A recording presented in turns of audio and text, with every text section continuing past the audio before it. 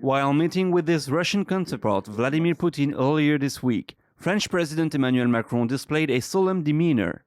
His diplomatic efforts to defuse tensions over the Russia-Ukraine conflict left an open door for further negotiations. Behind the scenes, however, Macron might have been on an unofficial campaign for his re-election. In 2 months, the French people will elect a new president for the 5 next years, but Macron still hasn't spoken about whether he will run for a second term. But to some political analysts, like think tank president Henri de Lesquen, his running for re-election is certain. He has a little less than a month left to declare himself, so he's not only trying to limit the attacks that will be stronger when he will go down in the electoral arena, but also to take advantage of the public money to campaign without saying it. It is abusive, but that is how it is. Macron's presidency has been marked with a grassroots yellow vest movement and a rise of public instability over crime and terrorism.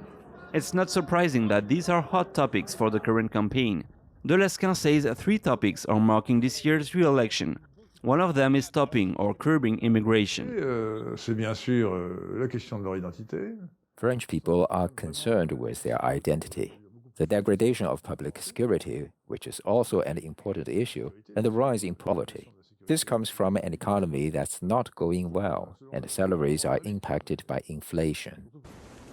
Macron has been criticized for disregarding the interests of France and instead leaned towards an EU-centered stance. One example of this is when he decided to take down the French flag behind the Arc de Triomphe and replace it with the EU flag in January, marking France's start of the EU Council presidency. For de Lesquen, this shows how Macron separates himself from the population.